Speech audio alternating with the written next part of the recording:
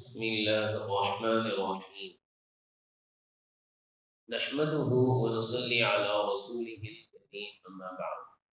فعن عمرو بن غالب رحمة الله عليه أن رجلا نال من عائشة رضي الله عنها عند عمار بن ياسر رضي الله عنه فقال: أضرب مقبوحا منبوحا أتؤذي حبيبة رسول الله صلى الله عليه وسلم. رواه الترمذي. السلام عليكم ورحمة الله وبركاته.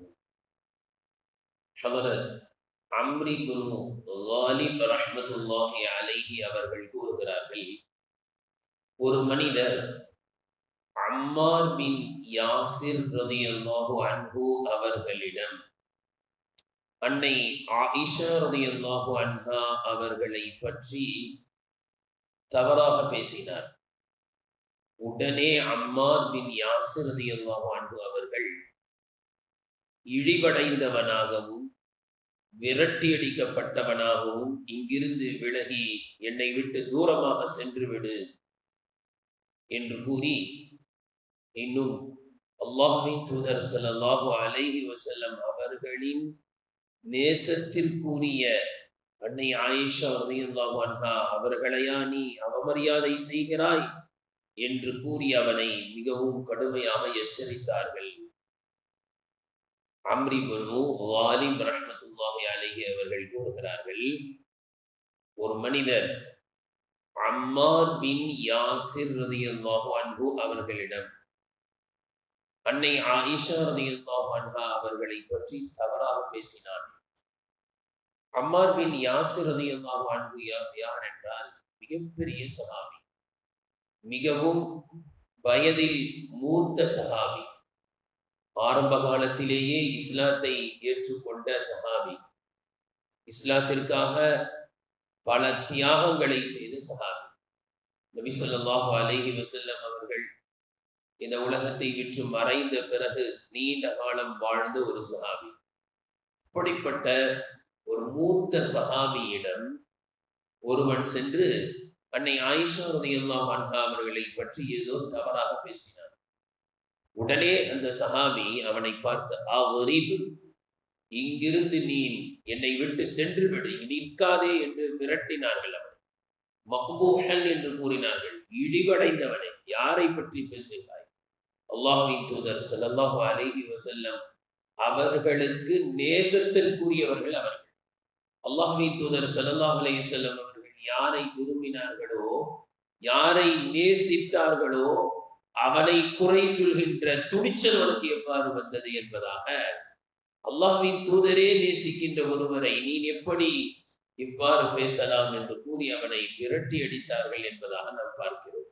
கண்ணியத்திற்குரியவர்களே, இதுதான் நம்முடைய மார்க்கம் கொள்கை.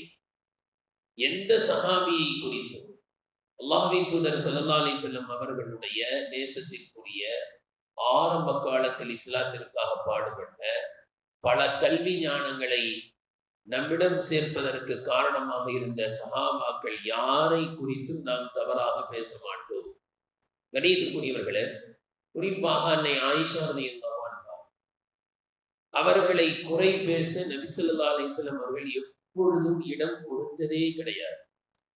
எந்த அளவிற்கு என்றால், மக்கள் அப்பொழுதே ஏதேனும் ஒரு அன்பளிப்பை அல்லாஹ்வின் தூதர் ஸல்லல்லாஹு அலைஹி வஸல்லம் அவர்களுக்கு கொடுக்க வேண்டும் என்று நினைத்தால் என்ன செய்வார்கள் என்றால், நபி ஸல்லல்லாஹு அலைஹி வஸல்லம் அவர்கள் அன்னை ஆயிஷா ரலியல்லாஹு அன்ஹா அவர்களுடைய வீட்டில் தங்கும் நாளை எதிர்பார்த்து அங்கு சென்று கொடுப்பார்கள். ஏதாவது ஒன்றை கொடுக்க வேண்டும் என்றால் அது நபி ஸல்லல்லாஹு அலைஹி வஸல்லம் அவர்கள் வேறு மனைவியிடத்தில் தங்கக்கூடிய நாளாக இருந்தால் அதை கொடுக்காமல் பிற்படுத்தி வைத்து நபி ஸல்லல்லாஹு அலைஹி வஸல்லம் அவர்கள் ஆயிஷா ரலியல்லாஹு அன்ஹா அவர்களுடைய வீட்டிற்கு எப்பொழுது வருகிறார்கள் என்பதை எதிர்பார்த்து அன்பளிப்பை அங்கு சென்றுதான் கொடுப்பார்கள். இப்படி வழமையாக்கி வைத்திருந்தார்கள். இது சற்று மற்ற மனைவிமார்களுக்கு வேதனை அளித்தது. உடனே என்ன செய்தார்கள் என்றால், உம்மு சலமா ரலியல்லாஹு அன்ஹா அவர்களும் ஒரு மனைவி, அவர்களை தலைவியாக ஆக்கி, நீ சென்று நபி ஸல்லல்லாஹு அலைஹி வஸல்லம் அவர்களிடத்தில் இது குறித்து பேச வேண்டும் என்று கூறி அனுப்பி வைத்து விட்டார்கள்.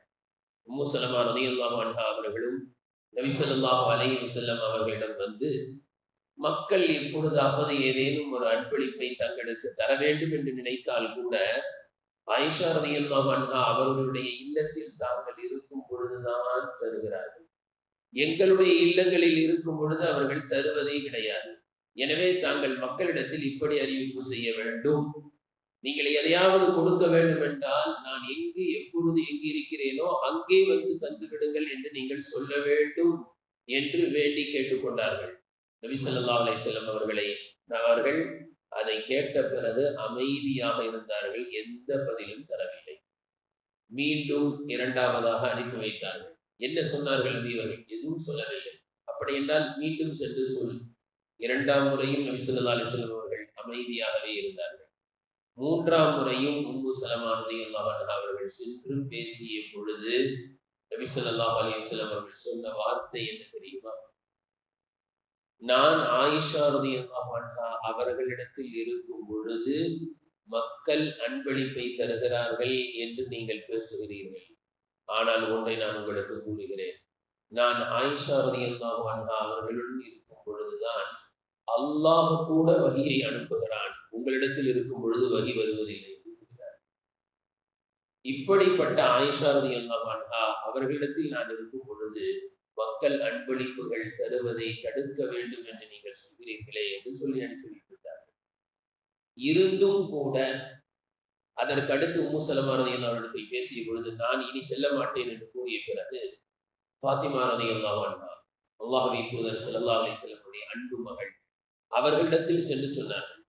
ஃபாத்திமா ரலியல்லாஹு அன்ஹா அவர்களை குறித்து நபி ஸல்லல்லாஹு அலைஹி வஸல்லம் அவர்களிடத்தில் பேசிய பொழுது நபி அவர்கள் சொன்ன வார்த்தை, ஃபாத்திமா, உன்னுடைய தந்தை அல்லாஹ்வின் தூதர் விரும்புவதை நீ விரும்ப மாட்டாயா என்று கேட்டார்கள். அவ்வளவுதான்.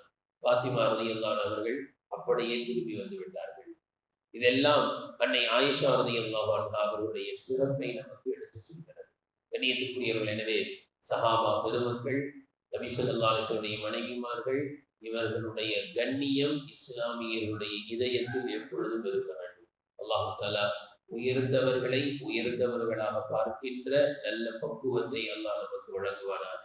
வாஹிரு தஅவானா அல்ஹம்துலில்லாஹி ரப்பில் ஆலமீன்.